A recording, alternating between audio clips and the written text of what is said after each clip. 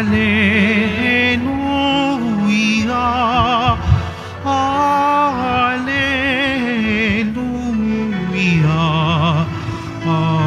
Hallelujah, Hallelujah.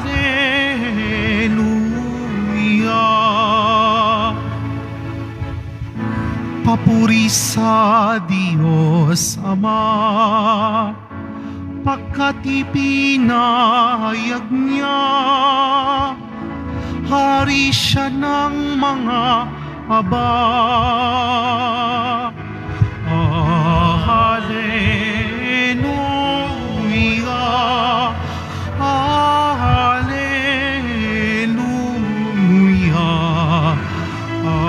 Hallelujah, Hallelujah.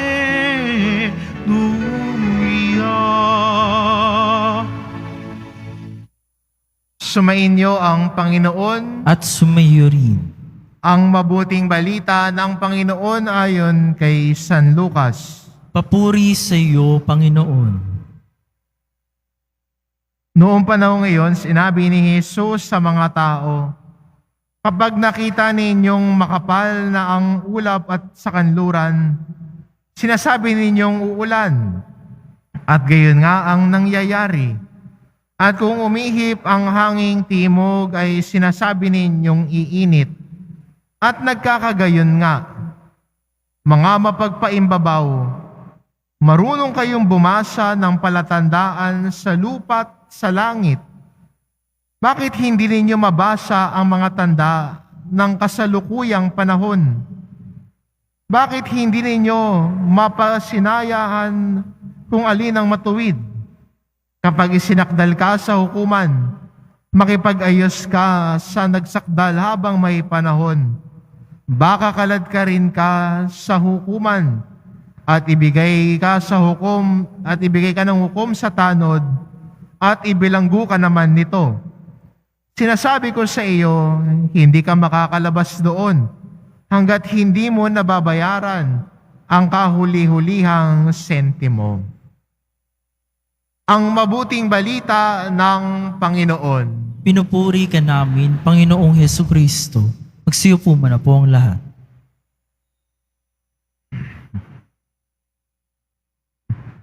Meron ho dating lumapit sa akin at sabi niya sa akin, Father, akala ko pag sumunod ako sa Diyos, gagaan ang buhay ko.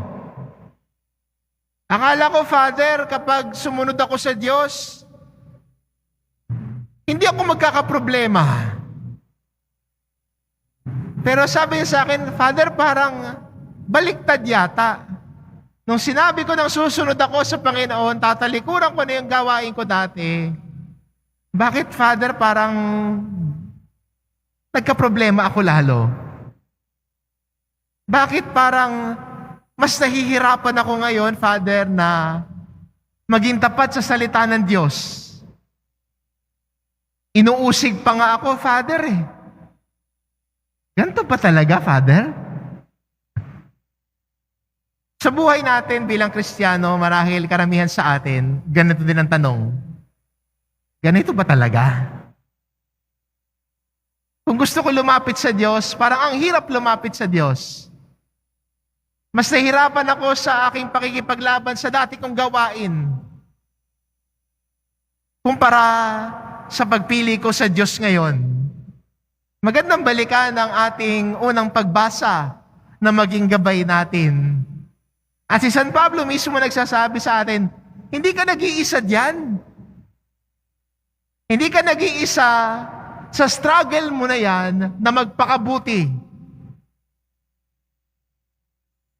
Hindi ka nag-iisa diyan sa pagsisikap mo na talikuran ng mga pangit mong gawain at piliin ng Diyos kahit mahirap. Kahit may pagsubok, sabi ni San Pablo, hindi ka nag-iisa diyan. Siya mismo, sa ating unang pagbasa, binabahagi niya sa atin yung karanasan niya. Yung pakikipaglaban niya sa dati niyang pamumuhay, patungo sa pamumuhay niya kay Kristo. Yung pakikipagtunggalian niya sa sarili niya. Kaya sabi niya, ibig kong gumawa ng mabuti, ang masama ay lumalapit sa akin. Bakit gano'n, no? Gusto ko magpakabuti, mas dumadami naman yung mga lumalapit sa akin para maging masama ako. Pero sabi ni Pablo, hindi yun ang tutuldok sa iyo. Hindi yun ang tatapos sa kwento mo. Sa kabila ng ito, sa kabila ng pakikipagtunggalian natin sa ating sarili, sa mga pangit nating ugali at asal na gusto nating baguhin, sa pakikipagtunggalian natin sa dati nating bisyo, tungo sa buhay ng pagpapakabanal at papakabuti, ang sabi ni Pablo, buti na lang ang Diyos ay nandyan. Kasi sabi niya, hindi ko kaya kung ako lang mag-isa. Hindi ko kaya kung sarili ko lang kakayahan ang gagamitin ko. Sasablay ako. Papalpak ako. Kahit gusto ko magbago, nahihirapan ako. Pero buti na lang, sabi ni San Pablo, andyan ang grasya ng Diyos. Magandang balikan sa sinabi din ni San Pablo sa parehong sulat sa taga-Roma. Where sin abounds, grace abounds all the more. Kung saan may kasalanan, mas matingkad ang grasya ng Diyos. Eh, hindi tayo nag-iisa sa ating paglalakbay patungo sa pagpapanibago ng puso at isipan natin. Hindi tayo nag-iisa sa paglalakbay natin sa paghuhubog ng ating buhay nang si Jesus ang sumalamin sa ating buhay. Hindi tayo nag-iisa. Kaya nga, di ba, ito yung ating samot dalangin. Sa ating pagpupursige, nais natin laging makita si Jesus. Kasi kung tayo lang hindi consistent, sasablay, aandap-andap.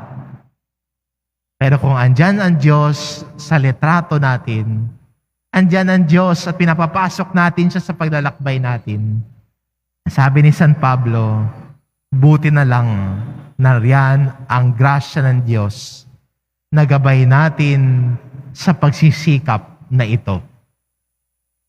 Na magkaroon ng pagbabago sa puso't isipan natin. Na yung dating tayo, ang dati nating gawain, dahil si Kristo na at ang grasya ng Diyos niya na ang gumagalaw sa buhay natin, nagiging tulad ng sinasabi ni Pablo, bagong likha tayo. Nagiging bago na ako dahil sa Poong Jesus Nazareno. Kaya ang buhay ng isang deboto, bagamat may pagtunggalian ng dating ikaw at ang bagong ikaw, andyan yung pakikipaglaban sa sarili. Pero wag mong kakalimutan na mas matingkad ang grasya ng Diyos sa kabila ng kahinaan natin. Sa kabila ng kasalanan natin, God is more powerful than your sins and weaknesses. Tandaan niyo yun. God is more powerful than your sins and weaknesses. Kaya, imbitahan natin ang Diyos kasamay nating maglakbay. Lahat posible sa taong nananalig. Kaya, bilang isang deboto, hilingin natin ang grasya ng Diyos. Nagabayan tayo sa ating pagpabago ng buhay, sa ating pagtalikod sa dati nating sarili, na maging tayo ay maging bagong likha. Pagpili ng mabuti, paggawa ng mabuti at tama, hilingin ang grasya ng Diyos. Kung gano'n ang gagawin natin, yayakapin natin yung struggle na yan, yung challenge na ito ng pagpapakabuti, lalago tayo hindi lang sa ating pagkatao, kundi sa ating buhay pananampalataya. Kung ang daan ng Diyos ang tatahakin natin, lalago tayo bilang tao. Lalago tayo bilang Kristiyano. Salamat sa grasya ng Diyos. Amen.